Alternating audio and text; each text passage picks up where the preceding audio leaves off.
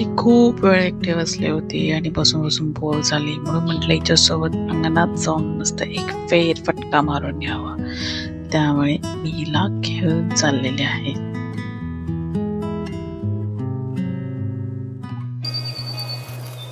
नमस्कार, तुमचं खूप खूप स्वागत आहे माझ्या ह्या नवीन ब्लॉगमध्ये. तर झालं असं, ही आठवण आहे माझी जुलै महिन्याची. जुलै महिन्यामध्ये आम्ही आलो होतो मावशीच्या गावाला. भरपूर पाऊस, सगळीकडे हिरवंगार झालेलं वातावरणात. आमचं काही गावाला काम असल्यामुळे मी आणि श्री आई पप्पांसोबत आलो होतो मावशीच्या गावी. आम्हीही आमचे कामं आटपून आलो होतो आणि आजचा दिवस फार निवांत होता.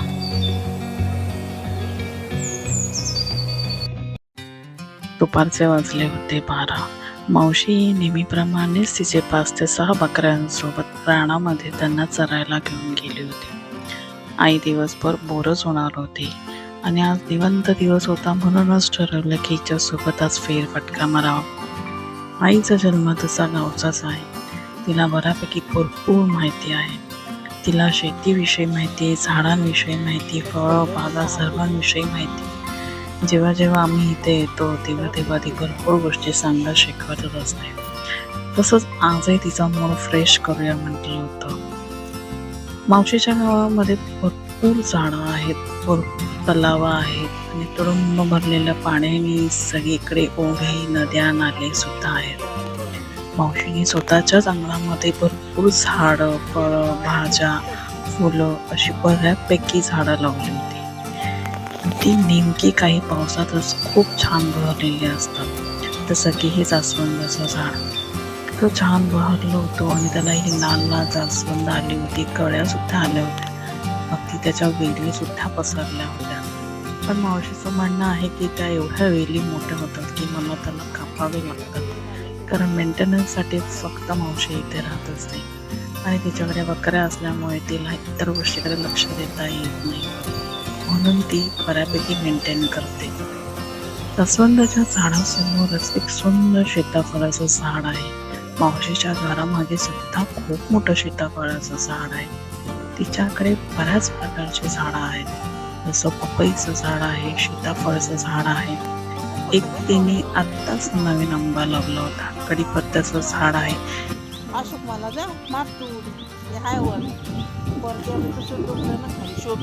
मीही असा रंगाचा ड्रेस घातला आहे, त्याच्यामुळे सगळीकडे हिरवगार झालं आहे आणि माझ्या अंगावरही हिरवगारच चाललं होतं.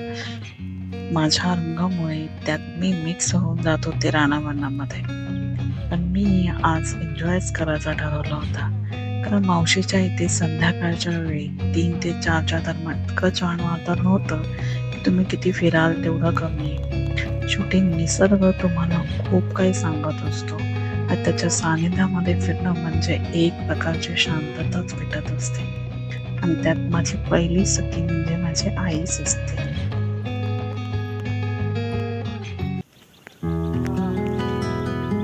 शेवंती ती हे ना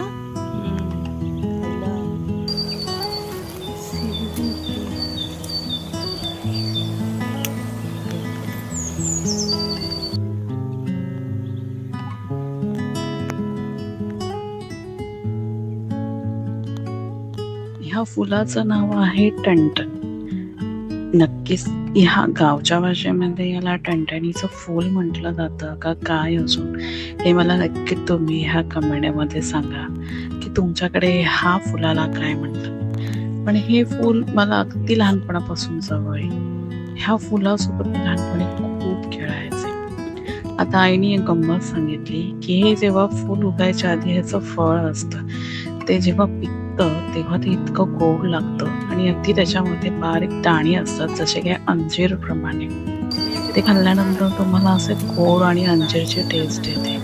सो ते आम्ही खरंच टेस्ट करत होतो, तर खरंच त्याप्रमाणे लागत होतं. काही थोडे एकदम रुचकरच लागत होते.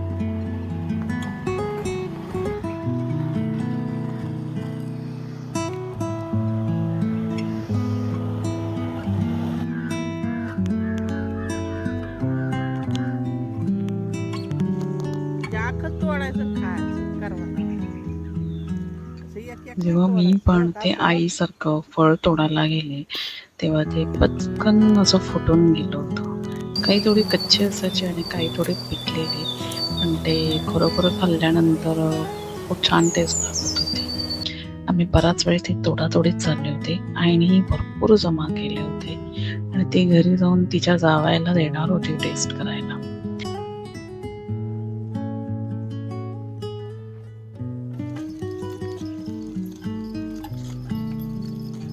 दुपारचे 3 वाजले होते.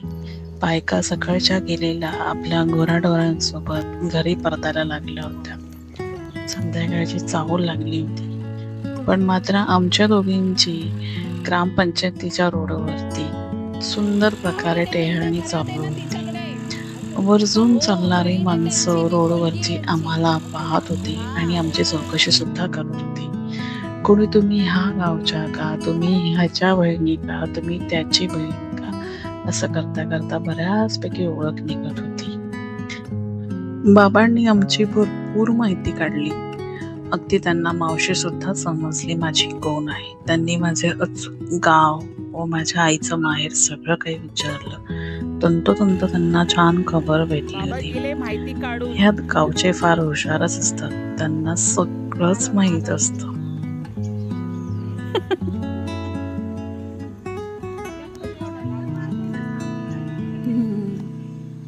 मगाशीच ह्या वाट्यावरनं गेलेल्या ताईंचं एक बकरू मागे राहिलं. जणू काही त्याला वाटलं की आम्ही मालकीणच आहोत, कारण त्या आई तशाच म्हणाल्या. मीही त्याला हुसकावून त्याच्या परत मालकिणीकडे पाठवलं. हे जा रे तिकडे, पळ तिकडे, पळ.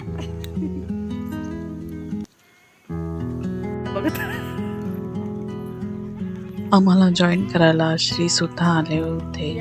त्यांनाही भरपूर माहिती ऐकायला आवडत असते. आता आईसाठी अजून एक विद्यार्थी जॉईन झाला होता असं म्हणायला हरकत नव्हतं. लिंक वगैरे येत ना त्याला.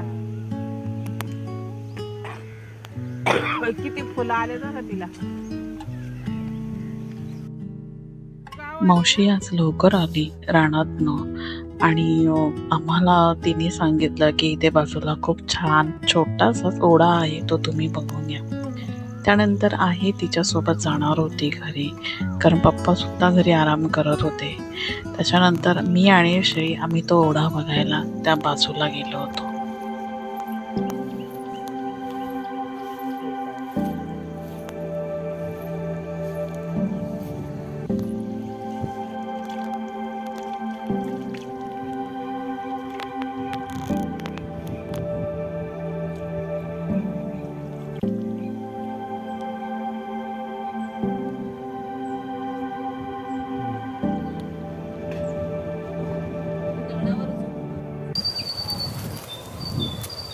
आम्ही मुंबईवरनं इकडे यायच्या आधीच भरपूर जोरदार पाऊस झाला होता. त्यातच मावशीचं म्हणणं होतं की हे 1 ते 2 दिवसाचा पावसामुळे हे एवढं तलाव फुल भरलं होतं आणि ह्यातच बोलते इकडे गुरंढोरं पाणी पित असतात.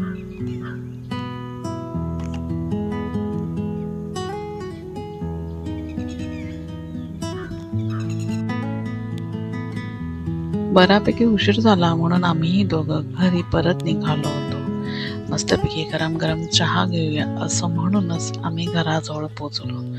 बऱ्यापैकी गावातून सर्व लहान मुलं आपल्या घरी निघाली होती. शाळा सुटली होती त्यांची. त्यांचे युनिफॉर्म अगदी सुंदर टवटवीत दिसत होते. तसं काय त्यांनी आज काही केलंच नव्हतं. आम्ही जेव्हा आमच्या टायमाला शाळेत होतो तेव्हा अगदी केस म्हणा, कपडे म्हणा सगळे मळून आम्ही घरी येत होतो. पण गावची मुलं ह्यात खूप टापटीप दिसत होती.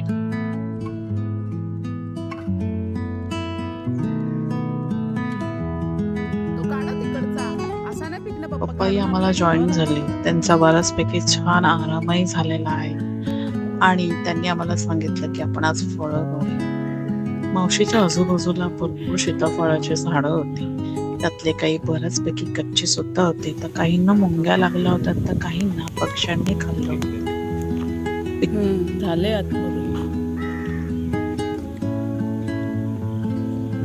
असं म्हणतात की पक्षीगण तीच फळं खातात जी फळं पिकलेली असतात. मी ही मुद्दामच त्यातलं एक फळ उचललं आणि पाहिलं तर खरंच ते पिकलेलं फळ होतं. काही स्वच्छ भाग बघितला तर बाकी खराब भाग काढून टाकला. तर खूप अति गोड लागत होतं त्यातलं फळ. आणि ते मी खूप आवडीने खात बसले होते मावशीच्या अंगणामध्ये.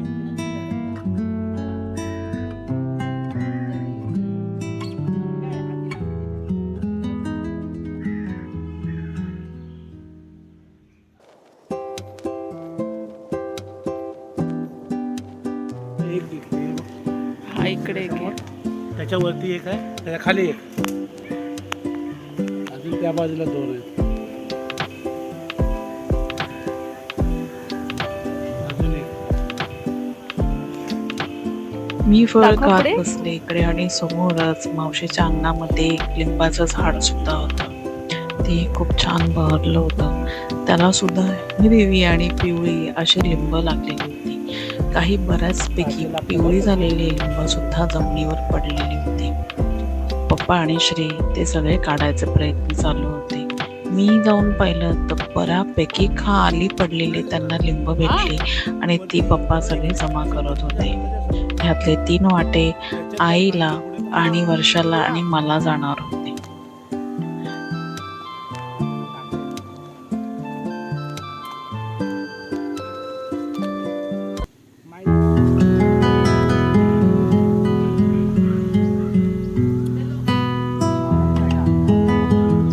खाली पडली होती.